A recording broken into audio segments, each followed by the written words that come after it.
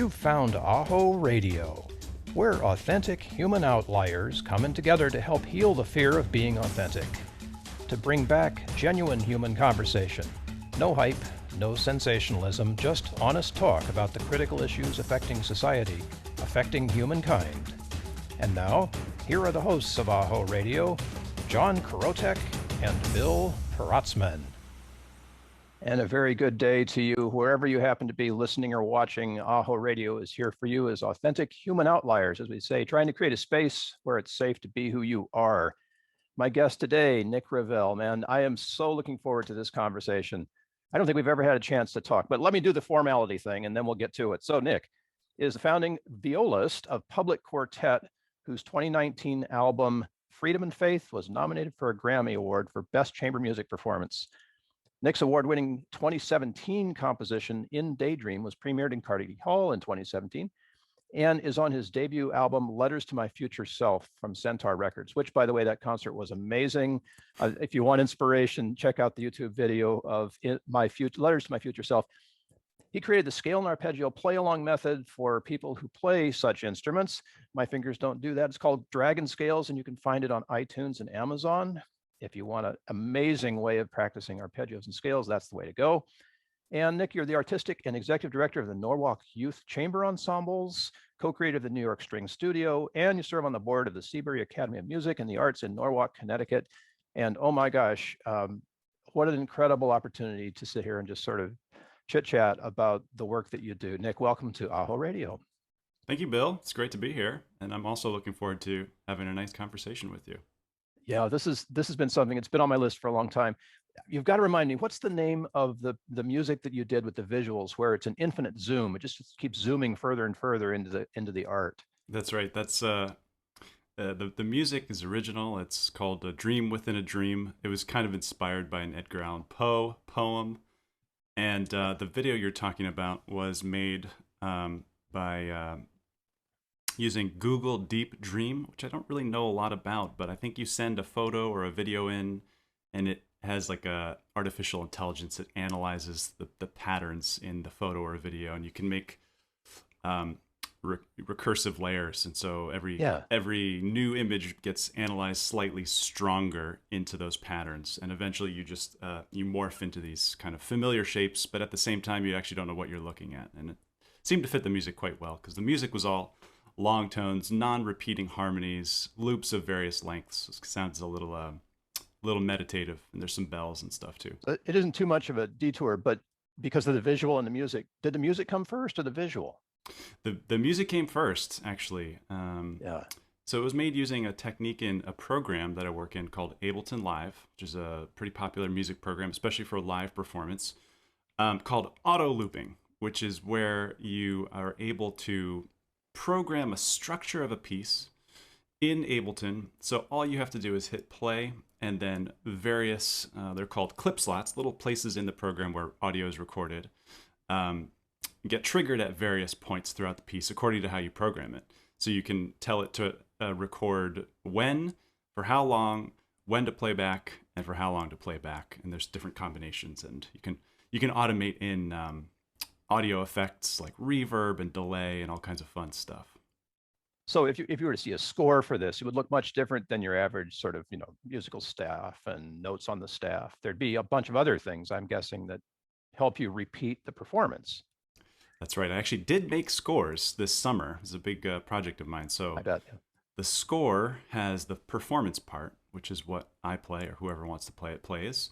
And then underneath the score, anything that is currently being recorded is in red. So there'll usually be a duplicate part. And then anything that is being played back is in black. So there's a lot of layers, and basically it just builds up and builds up. And it's like it's a construction.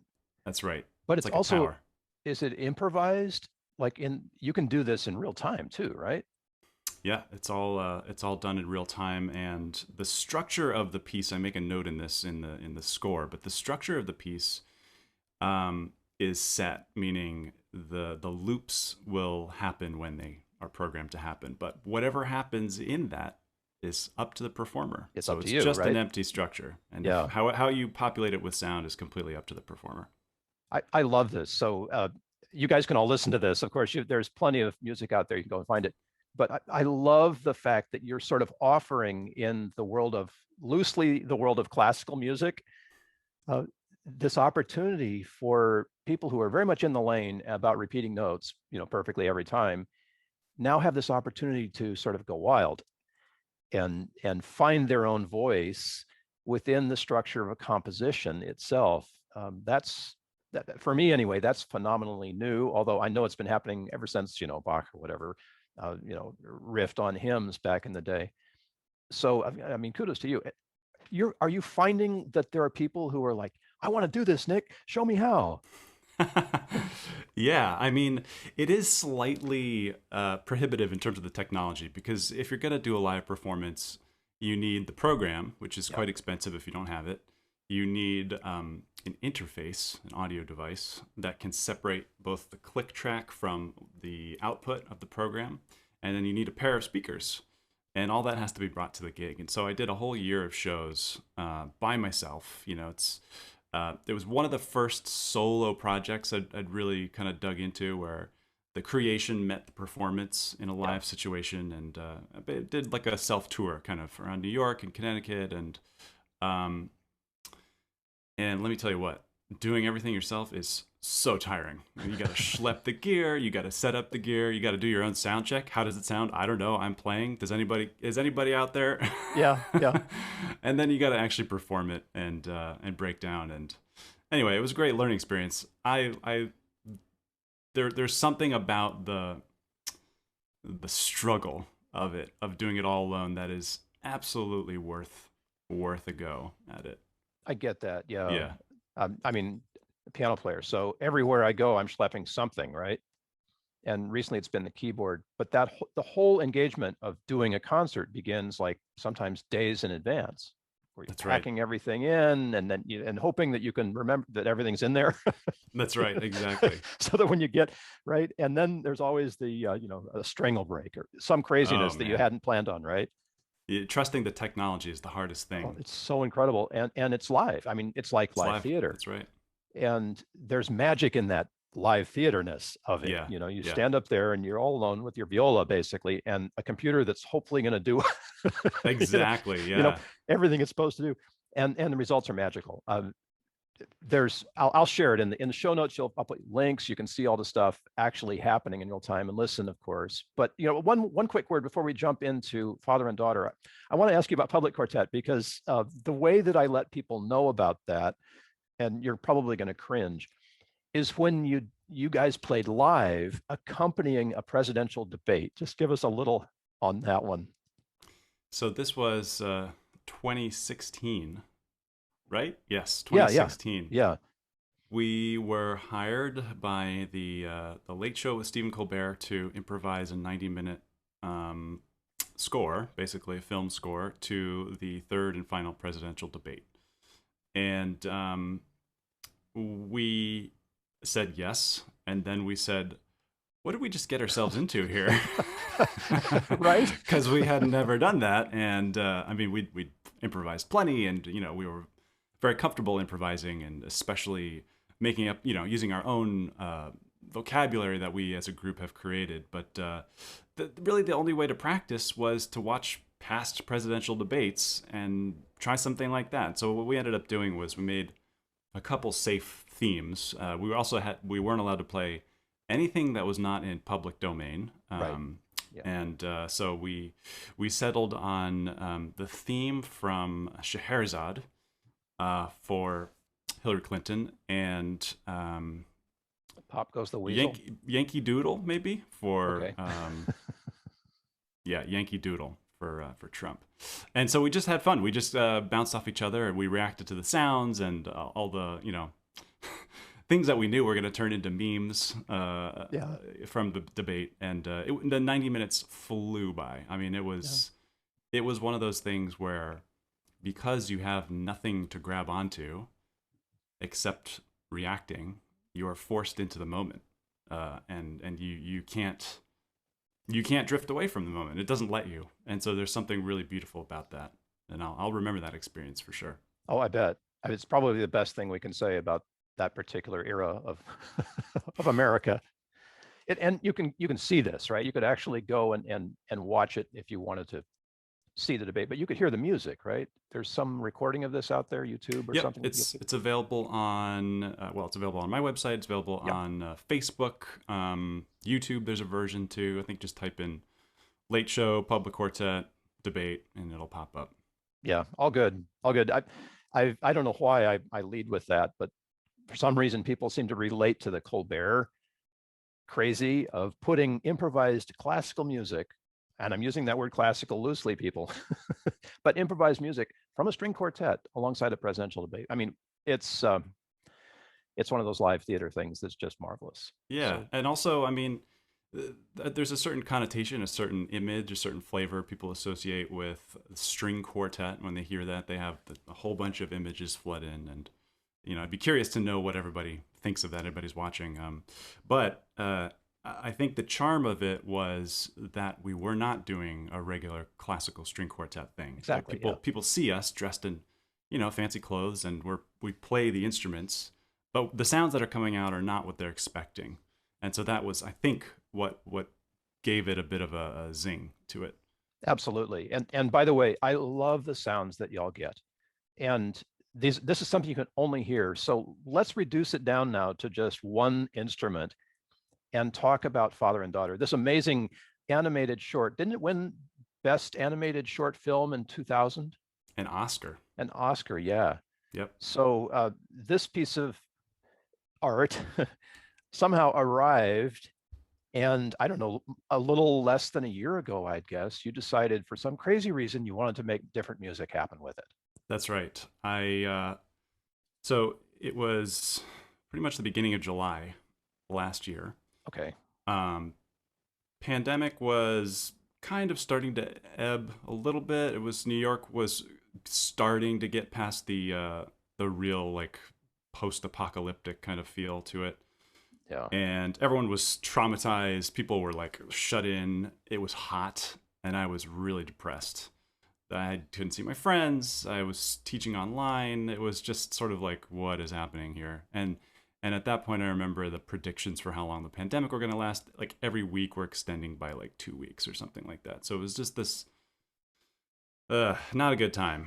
And pressure. A lot of pressure, and I think that was coming off the height of the Black Lives Matter movement, and I was doing some personal work, a lot of personal work, and it was tiring. And so I was like, I need to just do something that's not career related. It's literally just a project for fun. And I realized that I had never scored a film, and I had never really like put my improvisation and composition to a more, I don't know, direct use. It's always abstract. Yeah. And so it's still abstract because it's not words, but it's framing this this animated video. So when I was looking around on YouTube, I knew I wanted a video that had no dialogue. I knew I wanted a video that had very little to no Foley or like sound design, sound effects, Right. And I also knew that I didn't want to hear the original. So I actually didn't hear what the original score was until well after I was done with my project. And so that's how it started. I've learned that improvising into a microphone is the most direct and most, I don't want to say efficient, that's not the point, but I have the most direct contact with my music, my internal music when I'm just playing. When I'm playing on my instrument, and I record something, and then I react to it on another track, and so on and so forth. So that's how I built the first version of the score. It was just recorded on a little microphone. I did a little bit basic sound design and sound effects to kind of get the vibe that I wanted.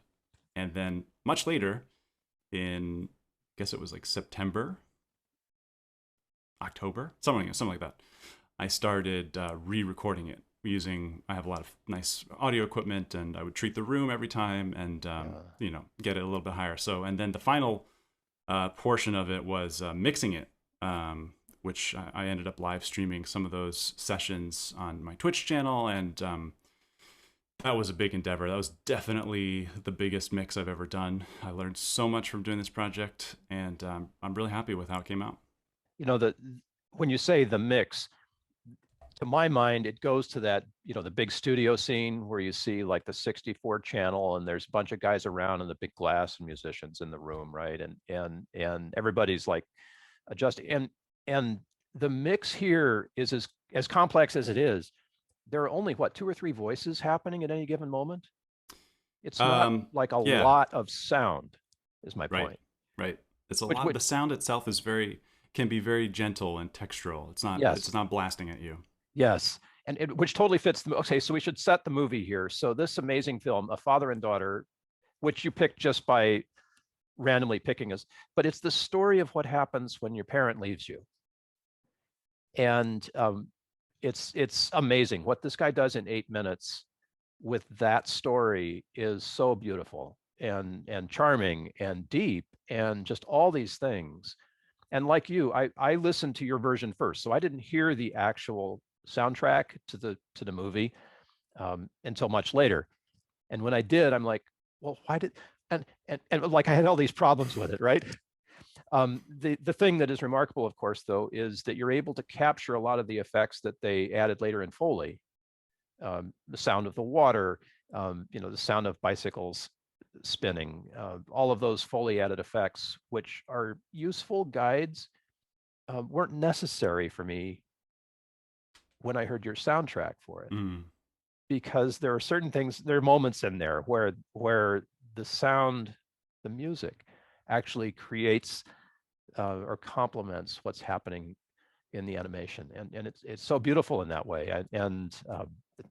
Gosh, I don't know. We should just spin it and then we can talk through what's happening. So Father and Daughter. So you can see this on YouTube. You can see Nick's rescored version on YouTube as well. Copyright acknowledgement here because this is a copyrighted film and Nick's music is also copyrighted. So there's like 2 copyrights going on and we have permission to use Nick's, but we're going to do this in an educational way. So hopefully YouTube won't hit us for the film copyright violation too hard. So let's see it, Nick. Let's start.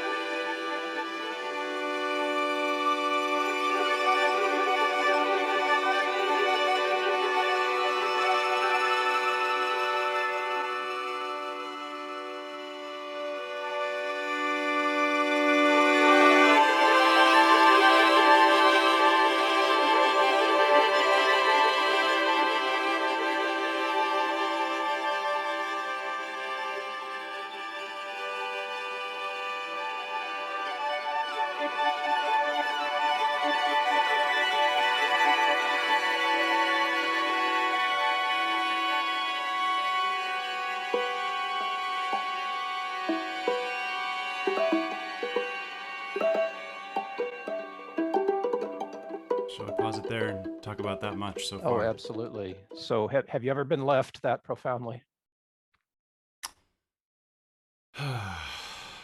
Well, I guess not really, to be honest with you.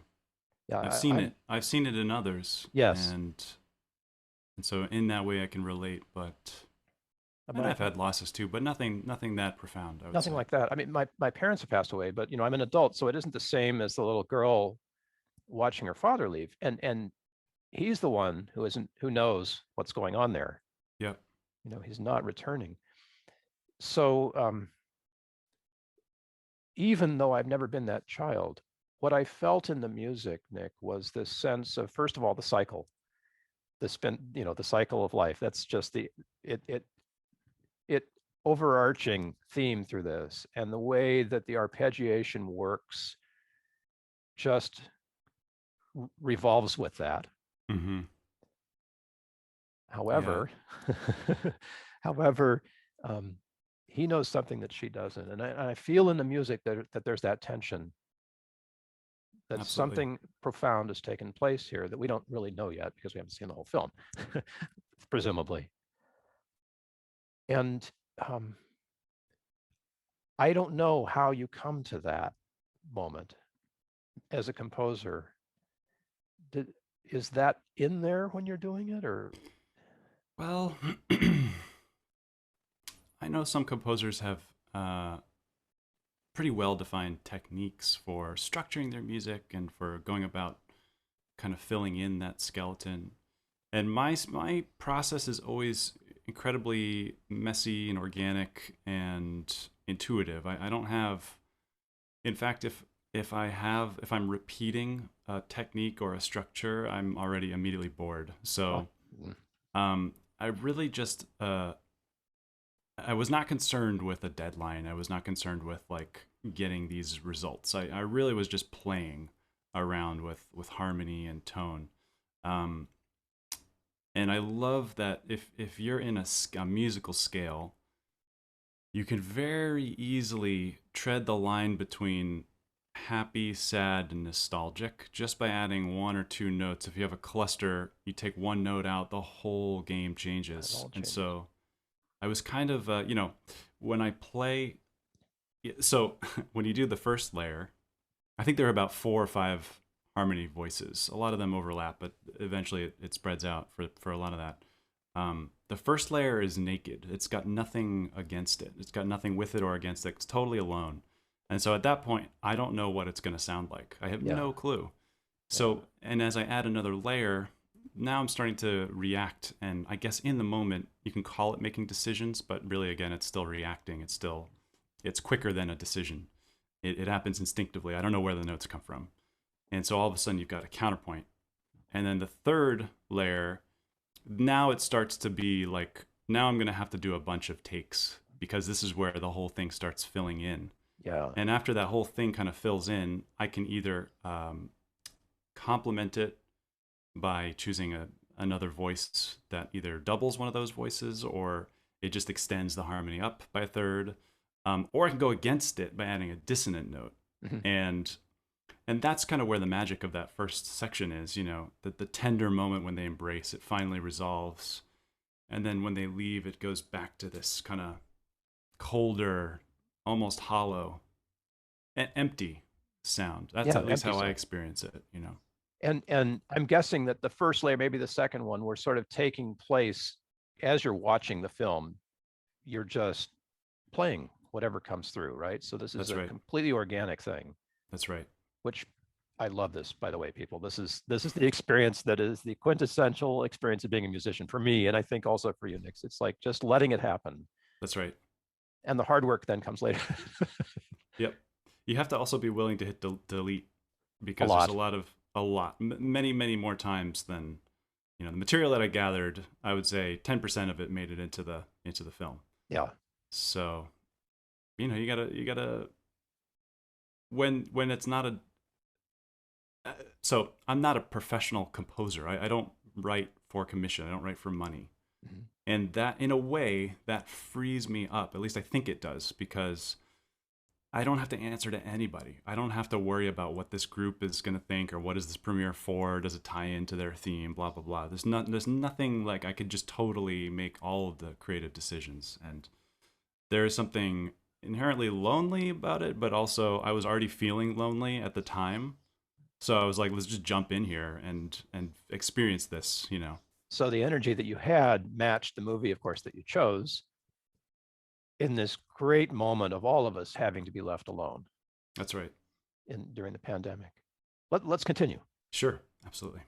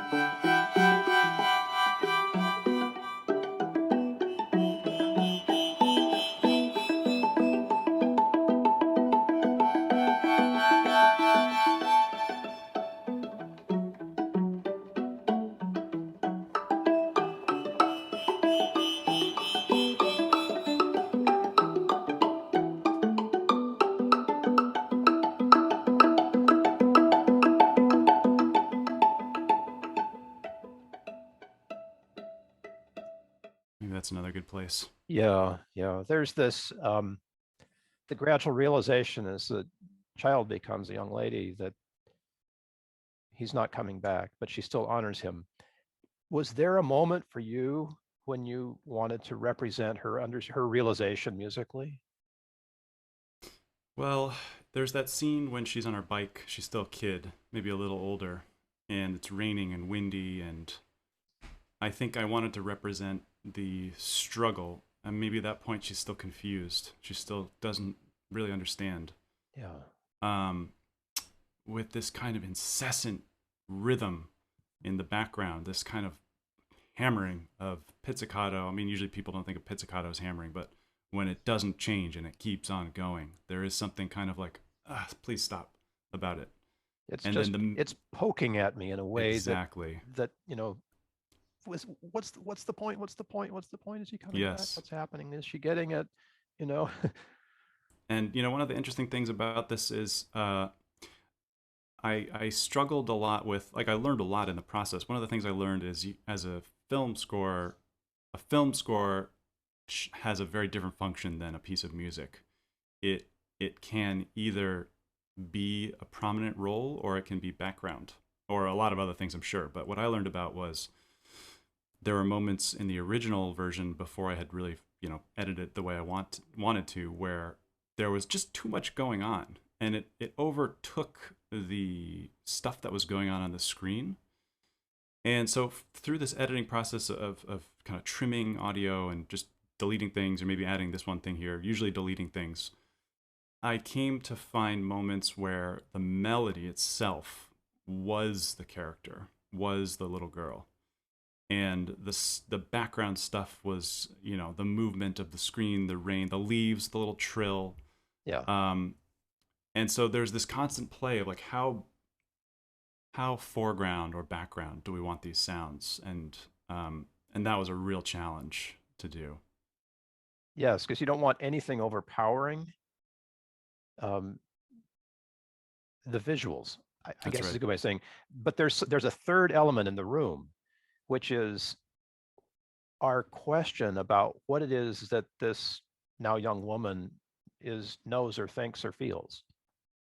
And that if anything interferes with our own curiosity about that by being too obvious, it sort of detracts from me from the experience of wondering what it is that she's doing. And like you, and I'm not going to knock the original score, but like you, I felt distracted at times from that process. Like my engagement with what the character might be thinking or feeling was interrupted somehow. Mm-hmm. And your score doesn't do that. Your score continues to allow me to be in that questioning place, like what's happening here. And you don't have to sustain it for very long. I mean, it's only an 8-minute thing, but to be able to sustain that curiosity for 8 minutes is a huge effort when you think about it. It keeps me involved, keeps me engaged. It doesn't make anything literal. That's right. Other than the image, and that that's marvelous. I think as a score, it really works for that. But it also works through composed music in some ways. We'll get to that toward the end, perhaps. But sure, I feel like I could listen to the music and be just as satisfied if I'd never seen the movie. Maybe that's from listening to a lot of Nick Revel, right? I go, oh, this is, right? So there is that too, that's going on. All these pieces are working together. I love the scene. Yeah, play some more. I love the scene where she's blown away by the wind. I think she's just swept away, right? This is temporarily overpowered. Completely overpowered. That's a beautiful image. And of course, the rain. I mean, she survives wind and rain and loneliness and all these other things. It's a poor ordeal. That's right. That's right.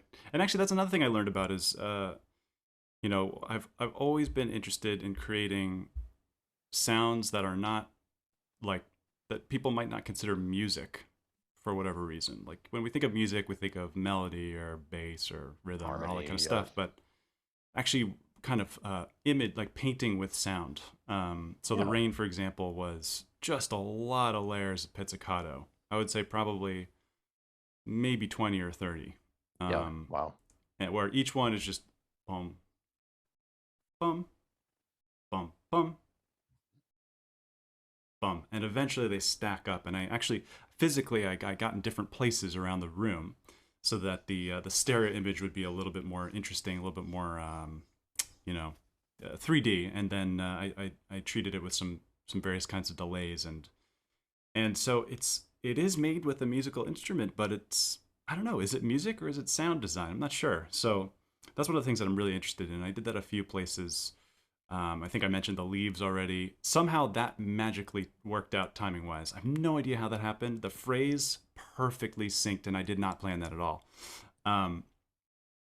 In fact, I think the first time I did it, it was one of those reactions where I saw the leaves, and something inside me wanted to do this. And so my finger did that. Yeah. And it was right at the perfect place. And I was like, how did that happen? It's magic. So that was fun. Or incredible, talented inspiration. Well, thank you. Yes. Let's continue. Sure, here's more.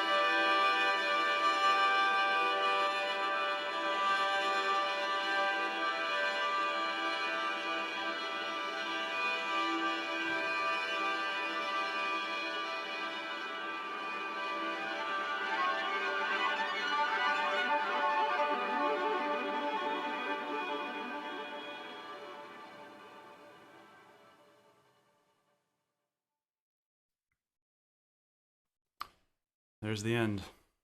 So after a lifetime of acceptance, magic starts to happen finally. Mm-hmm. Her bicycle falls over. And she understands that that's part of the journey. And then there's this, what happened to the water? Right. I guess maybe there's, I don't know, is that a climate change inference? But in Holland, there would be levees, and there would be, I would imagine, times where the fields would, where what was a lake or something would dry up and obviously get grown over with tall grass.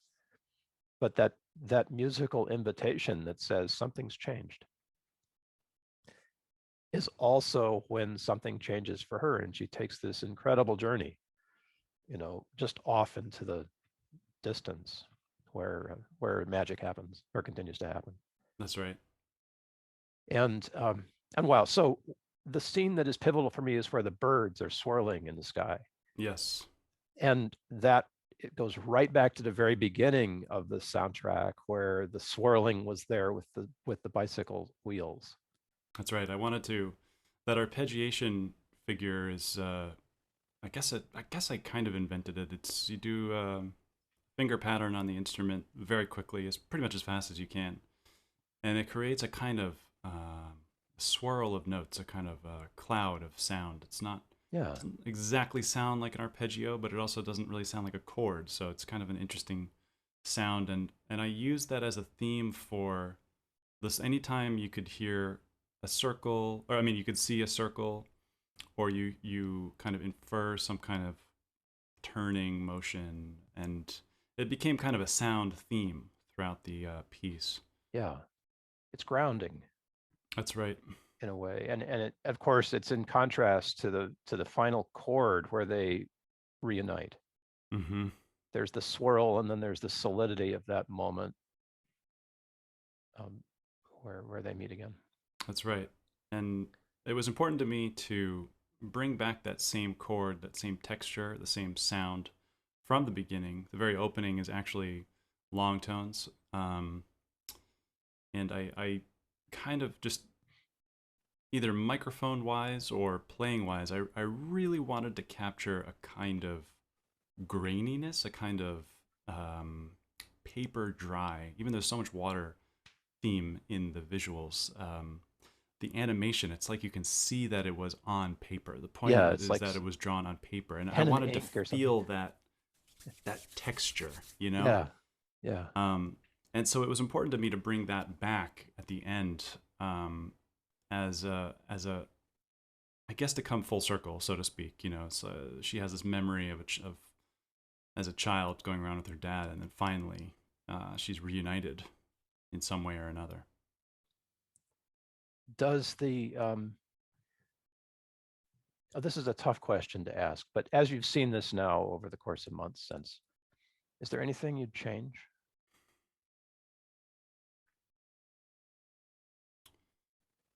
I think, another thing that I learned about in doing this was that by the end,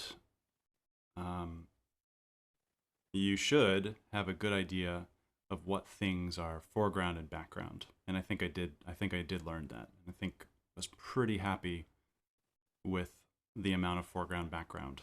Yeah, that comes across really well. I think another thing I learned about is in the mixing process, which happens, it could happen during tracking. I think it happened a little bit as I made the sort of the score. I mean, it's not written anywhere, but are you going to treat in post-production the strings as real strings? Is this supposed to be a string orchestra, or is this supposed to be non-real strings? And it becomes very challenging when you're trying to do both at the same time. And possibly the amount of time I spent really tweaking it was, I'm not sure how much I actually got out of that. I think I could have gotten a perfectly great mix having done a lot less stuff. And it doesn't sound like there's a lot of stuff, but there's actually a lot of stuff. Oh, there's a lot of stuff. And so I would say I would have liked to be a little bit more experimental in the non-real strings department. Put in some, I did put that reverse pizzicato at the end when she's getting younger. Yeah. But that was kind of the only thing. And in a way, in a way, it's beautiful that that is the only thing. It's the magic moment when you can't reverse your age in real life, and so it's not a thing that happens, and so therefore maybe the strings are also like that. It's not a thing. You can't play reverse pizzicato in real life. Yeah, yeah. I'm of course fascinated by the whole process, but I'm also sort of gently overwhelmed by the results. Mm. You know, it's a very kind invitation to see this life, you know, as it's been drawn and as it sounds. It's not hitting me over the head in any way, but it's incredibly profound. Thank you. You're going to do any more of these? This, well, as pandemic is ending and Quartet is getting back into the swing of things, maybe. Yeah. This took so much time, so many hours, because I didn't know what I was doing. It was the first time I was doing a film score. And so, and in a lot of ways, a lot of firsts. I mean, I've never written a piece this long without sitting down and notating it. I didn't know exactly how to transfer the original recording, the original session, into a re-record. I ended up just duplicating all the tracks and just like kind of listening and transcribing as I go, making little notes when I need to, and then re-recording it. And then, the mixing process, I've been training to be an engineer for a couple of years now, like more intensely than before. Mm-hmm. And so this was like the perfect project for me to discover all kinds of problems with how I was doing things and work on them and learn. And I did take a couple lessons on the mixing side of things, so that was helpful. And yeah, it was a work of love and truly of the moment. I can't, unless another crazy situation like a pandemic happens, I don't know if I'll have time to do something like this. It's also a thing where it's hard to stay in it if you draw it out. So I could just do 20 minutes a day. Can't really do a lot in 20 minutes. I need a solid 2-hour chunk to enter the zone. Yeah. Get some stuff down, and then the next day I want to continue it. I don't want to have to take a week break, because then I lose the thing. Yes. So for me, that's how it works. If I can't get it done in a relatively short amount of time, I just drift away from it, and it's no longer as connected. Well, this is an amazing gift. And I've, of course, been talking to musicians, and it seems like everybody has their COVID song, right? Or their COVID projects, or whatever it was. And whatever it was that sparked this one, it just speaks in so many ways. And what is it, 12 years later, since the film was released? 21. 21. Oh, hello. Yes, hello. 21 years later. What an amazing opportunity to, as many people do, look at a piece of art that inspires us and then respond in our own medium, in a way that's fresh and new and puts life back in some ways, and invites people in a new way to that very same piece of art, whatever it could be. I have a buddy who used to play in the National Museum in Washington, D.C. They'd go in with a jazz combo and they just stand in front of a painting and play. And you guys have done that too. And the experience of responding that way must be profound. And obviously, you've captured it in the score here for this amazing movie, Father and Daughter. Kind of stuff leaves me speechless, which is terrible as a host. Well, I'll take it as a compliment. Absolutely. Yes, thank you. The in the moment playing, I would like to. It's something that I try to convey to my students. As a young musician growing up studying strings, I was taught a lot of really good things, but I also have this memory of being taught, this is how you play it, do it like this, and there's something to the plan, but at a certain point, it's good to let go and play your heart. And currently, Quartet is doing that. PUBLIQuartet, we're gearing up for our third album called What is American.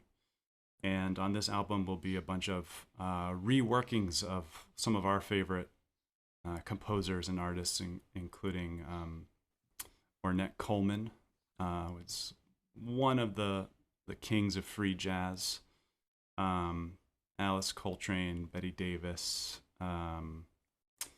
Tina Turner, Antonin Dvorak. We have a whole piece based on Antonin Dvorak. Because he wrote that piece, What is American String Quartet, in Iowa. And so there's this very interesting confluence of musical identities in that piece. And anyway, we're learning a lot about continuing to drop the plan. Yes, and be in the moment. Surrender, experiment, as a famous author once wrote. I'm thrilled to be able to be part of the process and to offer our audience what it is that you do. And it's fresh, it's new, it's coming, right? This is the wave, and it's coming. And it's time, I think, for us to listen to music in a new way. That's kind of a trite way of saying it, because everybody talks about doing that, but the music itself that you make invites that. It's not off-putting in the way that composers I won't name can be. It's got more intrigue and interest, and like even the work that you did around some video games, which is we could do an interview on that. That kind of invites us in to something that's familiar visually, but that gives us a new soundscape in which to experience that visual. And that's marvelous, putting a visual that's familiar into a context that is fresh and new. Is something music can do for us. Just one more question, because I know we're getting up against time here, but do you ever see yourself, or have you ever thought of yourself as the father role in Father and Daughter? That's a great question. I mean, there were a couple profound experiences I had, not recently, well before I made this, years ago even, where I realized through some meditation and a lot of self-reflection and therapy and stuff, that I did identify a particular feeling or experience of deep within my personhood. There was a little child. Yeah. And I really connected with that inner child. And I always thought that phrase inner child was like, I don't know, just one of those new age phrase. Like, yeah. But I really felt it. I really connected with it. And so there was that inner child, and there was also the grown-up me. And the grown-up me looking at the inner child, and also I was the inner child, so I was also looking up at the grown-up. And so it was this weird, confusing mix of feeling both like a child and a caretaker at the same time. I get that, because there's like a third level of meaning in the film, where it's not really about the little girl, it's about the father, who is watching the process of his own sort of inner child come to life. That's right. And reunite finally. Anyway, marvelous movie. Love your answer. Yes, I felt that too. Like there was an invitation to explore my own child more deeply in some ways. Not in a destructive or therapeutic way, but just to invite that presence into the room. And obviously, that presence, whatever that psychological process or emotional process or whatever it is, it all comes up in the music. You can't hide there. It's so exposed. And that honesty, that authenticity, that's what we're after here. That's where music really sings for me. And you must feel the same when you hear it now. It's like, oh yeah, Yeah, I'm happy with this project. It's a good one, Nick. It's a good one. I'm so pleased that you were here and sharing it with us. And I will welcome you back anytime you guys want to throw something our way. PUBLIQuartet is amazing. It'd be great to do a squadcast with all of you someday. Maybe the pandemic will give us some room for that as it eases here. I don't know about playing live. That's a little bit of an overdrive for a podcast, but we could do it. We could do it. It'd be fun to discuss your process and all that. But the music itself is just so stellar. And thank you for that. Put a bunch of stuff in the show notes. Golly, man, any final words for folks who are listening? I have a little form on my landing page. Feel free to drop a line. I'm happy to hear from anybody. you can send me an official note if you want, or just write a couple words. I'm happy to hear from you. And by the way, go look at that form on Nick's landing page, because it's an invitation unlike anything I've ever seen anywhere. And use it. Take advantage of that. It's beautiful. It's totally beautiful. Thank you so much, Nick Revel, my friend. I'm just so thrilled to do this and to be a part of the journey in some small way. Really appreciate your time this morning. Thanks, Bill. It was a pleasure. I was happy to be here. Thank you for joining us on this episode of AHO Radio. Information we mentioned is probably in the show notes, but if we missed anything, please let us know and we'll get it added for you. Subscribe to the AHO Radio channel on YouTube to stay connected, and, as always, we wish you health, success, and significance. AHO!